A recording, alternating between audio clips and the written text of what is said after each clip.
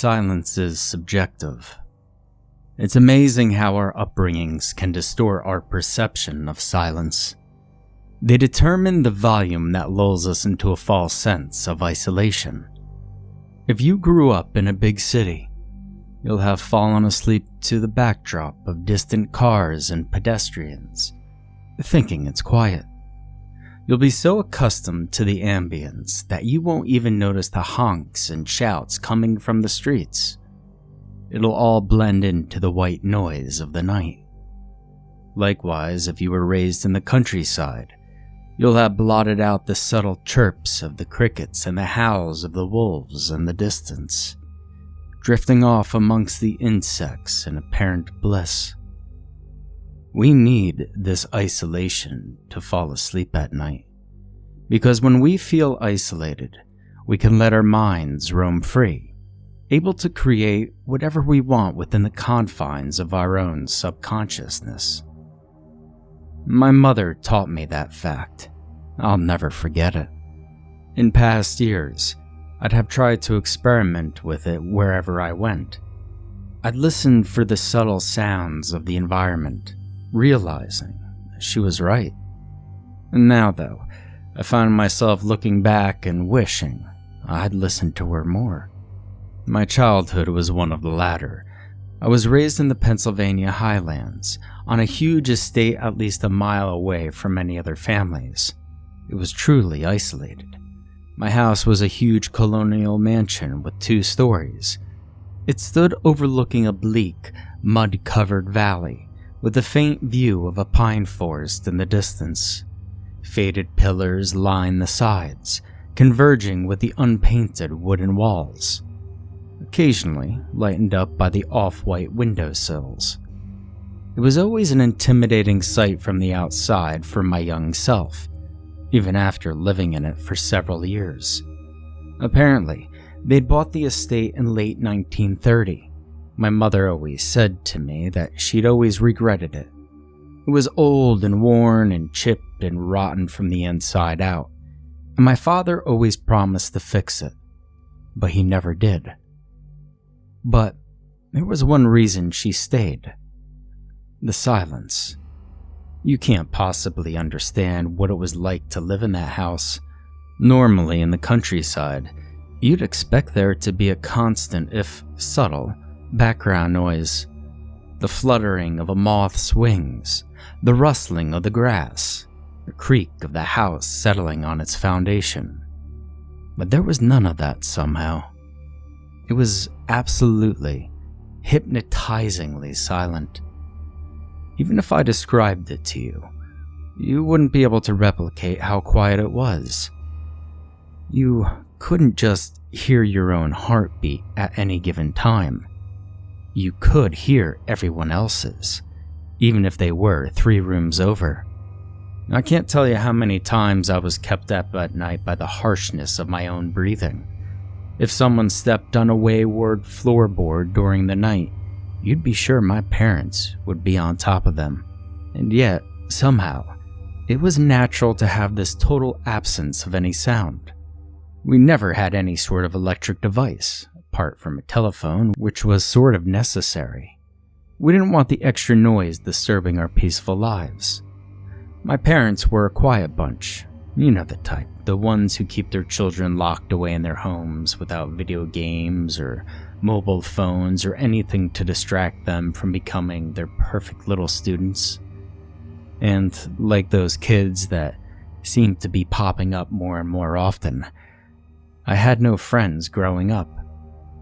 It was only until I went off to college at 17 years old that I was able to really mingle with my own kind. That was where I met Matthias. He was a city boy, having grown up in the Bronx in New York. He was sweet, sensitive, and had a body to kill for. We were the cutest couple you'd ever seen. We still are. Long story short, I never went back to my Pennsylvania house. I talked with my family on the phone occasionally, but never got to see them in person. Eventually, I graduated and got engaged to Matthias, leaving my past behind me and venturing into the city for our new life. At first, the noise kept me up at night. My mother had been right about the effect living in the countryside would have when I moved somewhere else. All the sirens and subways were, well, they're too much to bear. She'd never wanted me to leave. While my father had always been indifferent to most of my feelings, my mother was caring, nurturing.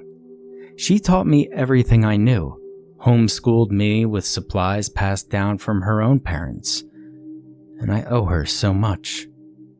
But life has a way of punishing the best of us. I could tell before I left she was starting to lose herself. She was no longer the excited, wide-eyed persona I grew up with. Her conversations with me were brief and devoid of emotion, and she no longer lit up at my presence. I think the silence, combined with her husband's indifference, was slowly eating away at her. As my young, selfish self, I looked at my poor mother and told myself I wouldn't end up like her. And at one point along the way, my father divorced my mother for reasons that I never found out, and left with nearly everything they had one night, driving away in the family car and never looking back. I don't think she was ever quite the same after that. After Matt and I had moved into the city, we would get calls now and then from my mother, who still lived in the house in Pennsylvania. She would speak to me in a soft voice and tell me that she was looking forward to my visit. I'd tell her I'd never said I'd visit, and in fact, that I didn't want to go back.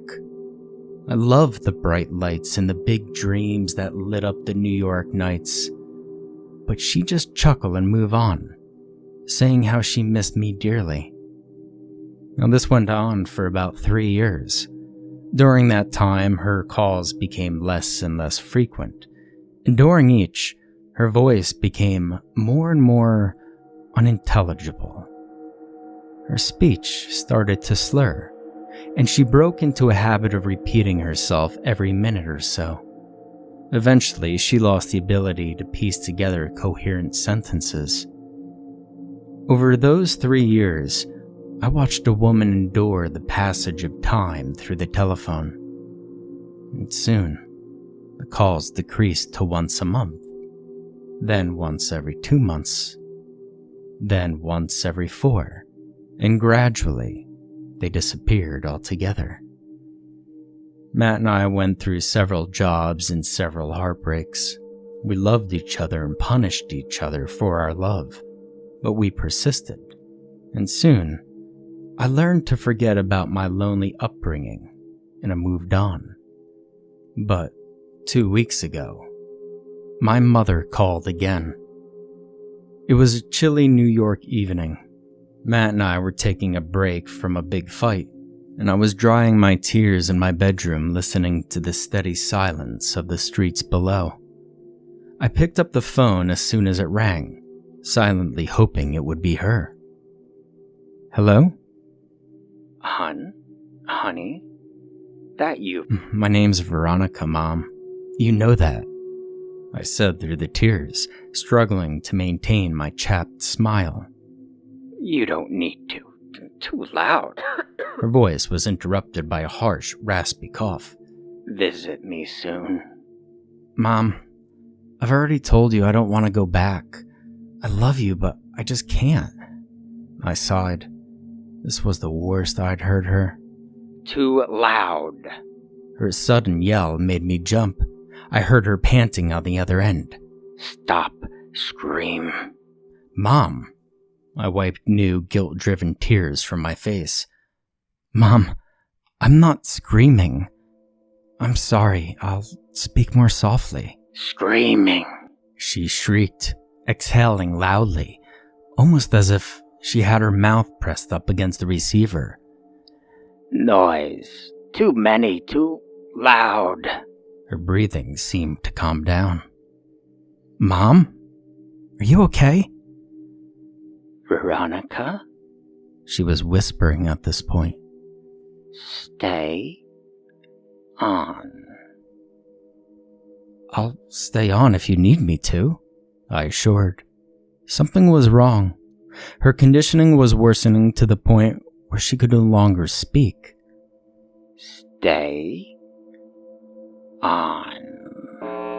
Her speech was cut off by an abrupt buzzing noise, like if someone had turned on a radio to a dead station. Mom? Mom, I can barely hear you now. Mom? I yelled into the phone. I could hear Matt in the other room, shifting his position on the couch to hear me. I heard a clatter from the other end. Through the huge noise, I could barely make out my mom in the distance, shrieking. Quiet. Stop. Too many. Stop. The noise overpowered her screams until it reached a point where my ears began to ring. Mom? The call cut off abruptly.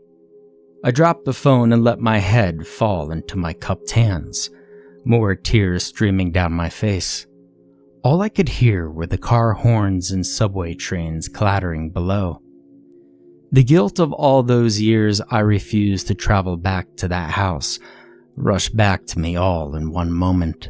I was trying so hard to make a new life for myself that I forgot to look back at the woman who gave me the one that I have. The next call I got was 5 days later. It was to identify the body. If you've ever lost a loved one, you know the sound of agony. It's a deep, guttural screech that pours every emotion you've ever felt into one incomprehensibly painful expression of mourning. It is the single most terrifying sound a human can make, and I don't think I've ever screamed as hard as I did when I saw the body for the first time. The mailman had found her body laying half outside the front door. Her throat had been slit in several places, dried blood oozing out of the wrinkled skin. Her hands were covered in tiny scars, the result of years of unchecked self-harm. I'd never bothered to check in on her after I'd left, and now I was seeing her in this mangled state, exacted by her own hand. I couldn't help but to feel it was by my hand too. Not many people attended the funeral, unsurprisingly. Nobody was there apart from some distant cousins. During the time I had come to listen to her over the phone, I came to learn that my mother was unpredictable in her old age, and unpredictable in death, too. When the time came to read her will, I didn't expect much. My father had taken mostly everything of value in the home, so I was completely caught off guard when they announced that she left me the house. I didn't know how to react. To be truthful, I had become tired of the city life over the course of the past few months. Matt had too, and after we made up from our fight, he agreed we should try and look for someplace else. I looked at him, and he looked at me, and all the guilt inside me wanted to forfeit. I didn't deserve this after I left my poor mother to die. But now, I realized all I wanted was silence. And so I said yes. Now I should have listened to the guilt like I listened to the noise on the phone, standing by as she destroyed herself. We pulled up in the driveway on the Tuesday of the following week. As our car crawled up the unpaved driveway, the gravel crunched harshly under us. We got out and unloaded the luggage from the trunk. It was then that I finally forced myself to look upon the old house. It was somehow even more imposing than it had been when I was a child. Vines sprawled up its walls like veins, writhing and weaving all around the structure. The wood was old and warped, with several rotten marks and sharp edges. Matt and I approached the door in trepidation. He let one of the suitcases drop out of his hand and pulled the door open. It was exactly as I remembered it. The pale, mildew-stained wallpaper gave way to the tall, winding staircase, It was old and creaking. To the right was the kitchen, to the left the dining room, then the family room, then the living room. But for some reason, that sense of home was missing. As I pointed out the locations to my husband, I suddenly felt the urge to run up and down the stairs as I once used to do as a kid. Having finished with the first floor, I led him up to the second. Instinctively, I looked to the left into my mother's old room. It looked just as ornate and strangely welcoming as it had when this was still my home. The bed was neat and folded, with the pale green sheets tilted slightly to the side, just as she had always left them. I peeked in curiosity, expecting subconsciously to see my mother standing there, smiling, gesturing for me to hug her. I was visibly disappointed when I saw that the room was empty. We set up in my old bedroom and left the rest of the packing for the next day. That night, we had the best sex we'd had in years, but unlike Matt, I couldn't sleep afterwards. I still felt that resonant guilt for abandoning my mother in her time of need. This was her house. The silence I had come to know and love seemed somehow even more devoid than before. Now, the next morning, I was awakened by gravel crunching and the sound of the doorbell.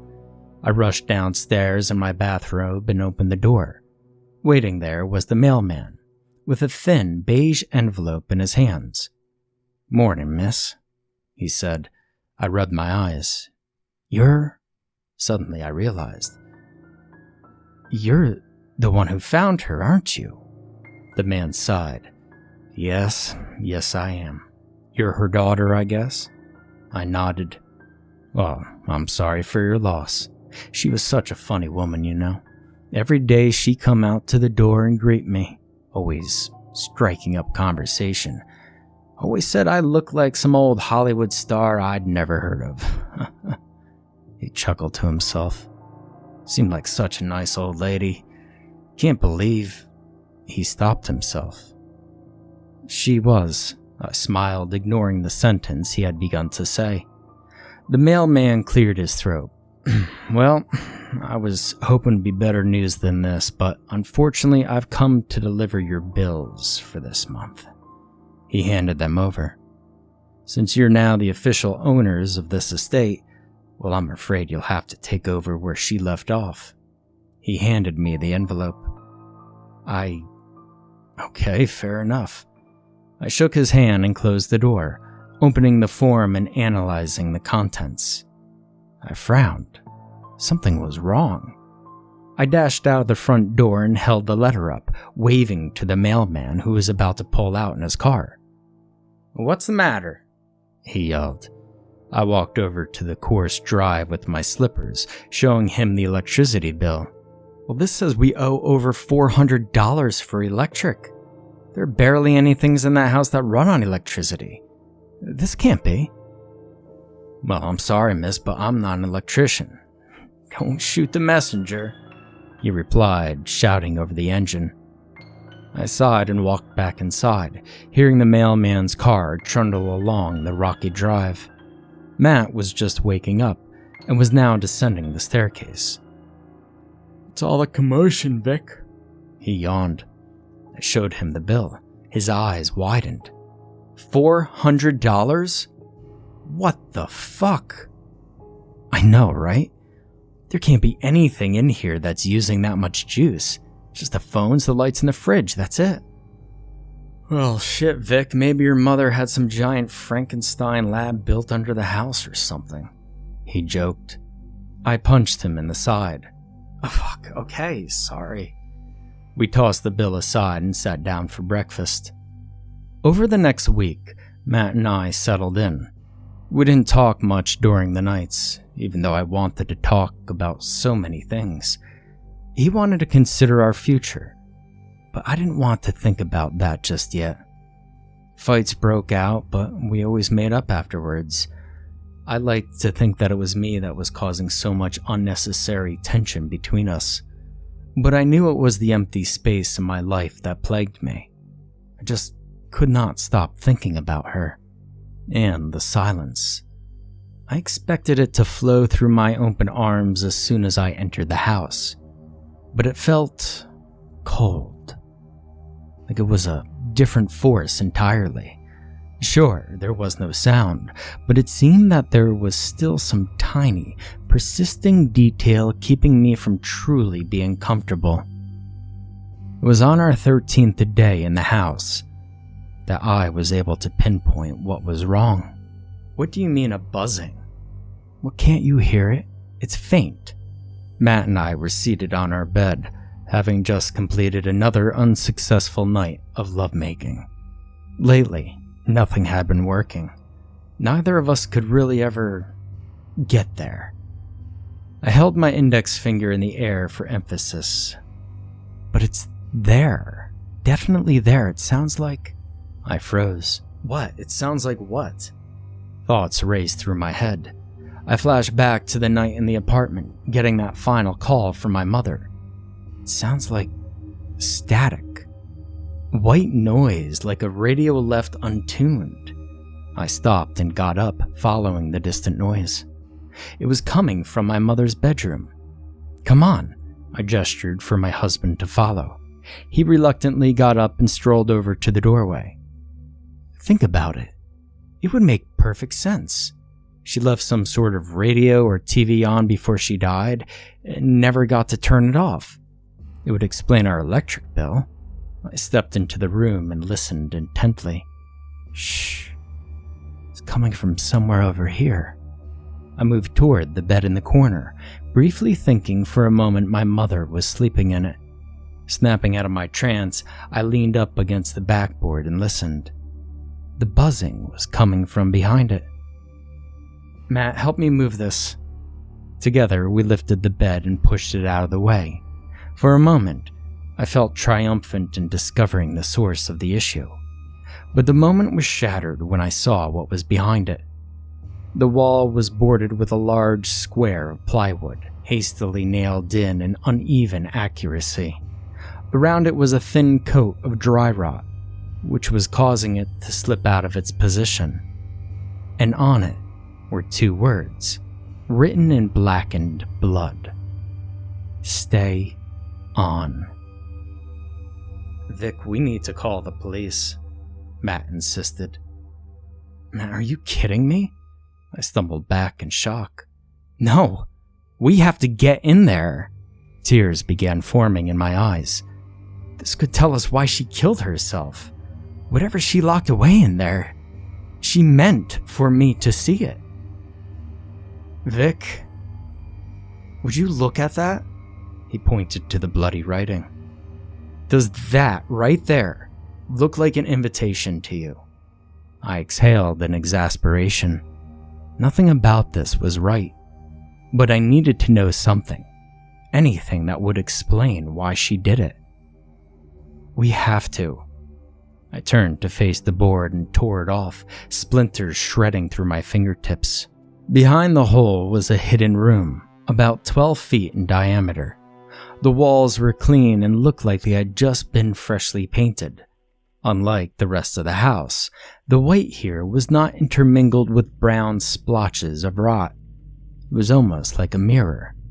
In the center of the room was a simple wooden stool, upon which lay an old television from the 1930s. Its red wooden case was polished and neat, without so much as a scratch. On the television screen was static. Something inside me was unsettled by the white noise being produced. It represented a disorder, a hole in my life that deserved to be filled. Because of this television, I couldn't experience the silence I embraced as a child. It wasn't home without it, and I needed to turn it off. Vic, I don't think that's a good idea, Matt called as I moved my hand towards the switch. As I approached the set, I could see the wood casing, dust-free and almost lustrous compared to the rest of the house. The noise from the dead channel became louder and louder, shrieking perpetually. I turned to face the screen. Dotted pixels danced about the curved glass, dancing to the tune of the void. Through the whites and blacks and grays, I wanted there to be something. And then I saw her face. She was there, staring at me from behind the glass barrier. My mother. Face stretched in shock and apparent terror at something I couldn't see.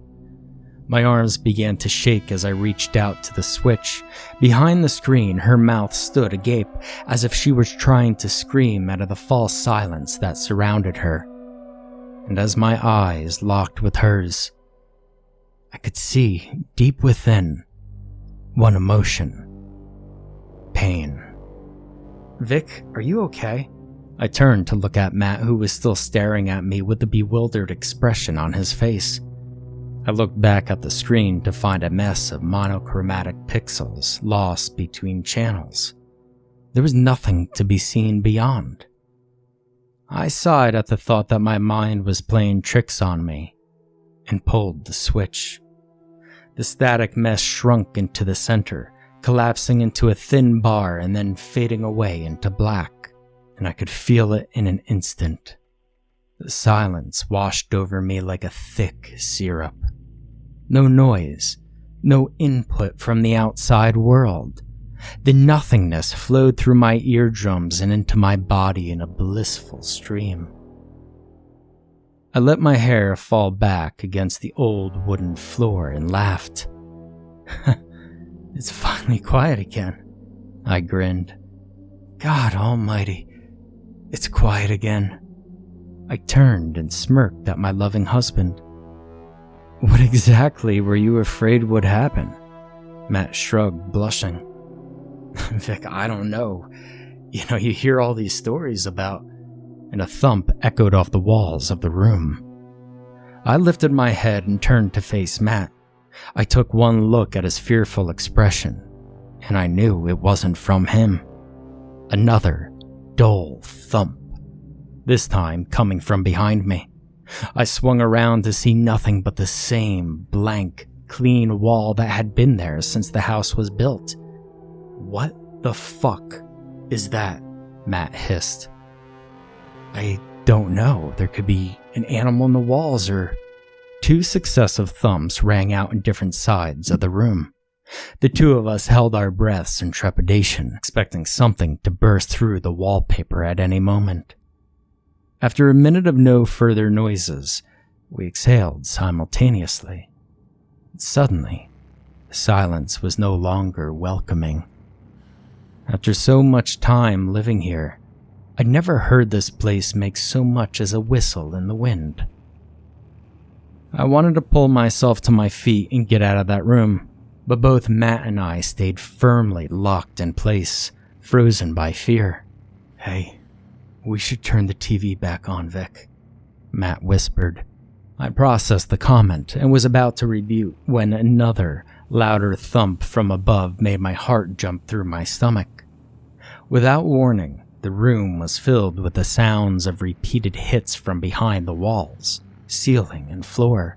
It was as though someone was pelting every side of us with huge, meaty rocks. The thumping increased in volume until it sounded similar to gunfire. Every direction was flooded with the storm of kicks and punches, and both of us were still paralyzed in place. Every fiber of my being was yelling at me to get up and run, but I just knelt, gazing in terror at the unnaturally clean walls that threatened to give way to whatever horrifying creature lay behind them. And then, all at once, the sources of the noise started screaming. If you've ever lost a loved one, then you know the sound of agony. It's a deep, guttural screech that pours every emotion you've ever felt into one incomprehensibly painful expression of mourning. It's the single most terrifying sound a human can make. These were not screams of agony. These were something far, far worse. Words cannot describe the terror I experienced knelt down on that cold, splinter-ridden floor, surrounded by the piercing, unholy noise. Matt was crying hysterically and covering his head with his shaking, sweaty hands. Above the cacophony of tormented screeching, I could faintly hear him shout, "Turn the fucking thing back on!" As the cries grew louder, penetrating my body and ringing through my ears, I mustered the strength to lift my arm. I saw the switch and pointed desperately towards it, willing my body to break itself free of its paralysis and reach it. As the white noise culminated into a final, singular bellow, I flipped the television set on. Instantly, the walls stopped their roaring. My ears were ringing as I realized the night was silent once again. And slowly, the steady drone of the static brought me back to my senses, and I pulled myself up to face my husband. Matt rushed to my side and gazed at the television in the center of the room, still perched on its stool. Slowly, we walked towards the crack in the wall, and after looking back one last time, put the thought of what happened out of our heads. We were never really the same after all that. Matt started having night terrors, which he said he hadn't experienced since he was a kid. He claimed he didn't want to hurt me by accident, so he moved to his separate bedroom, where he's been ever since. The silence of the house was never again as comforting as it had been all those years ago. Just a little girl, isolated from the rest of the world in bliss. Now, I knew what was hiding behind it this entire time. Though we've never experienced the screams again, I keep wishing for there to be some sound to break the silence. It's cold, penetrating, and totally unforgiving. And I keep thinking back to what my mother used to say to me. Silence is subjective. It changes depending on where we live, how we live. Our upbringings determine the volume that lulls us into a false sense of isolation. We needed to fall asleep at night so we could let our minds roam free, able to create whatever we want within the confines of our own subconscious. I'd like to say the screams drove her to do what she did. But I know it was the silence that killed her. And I know it's the silence that, in the end, claims us all.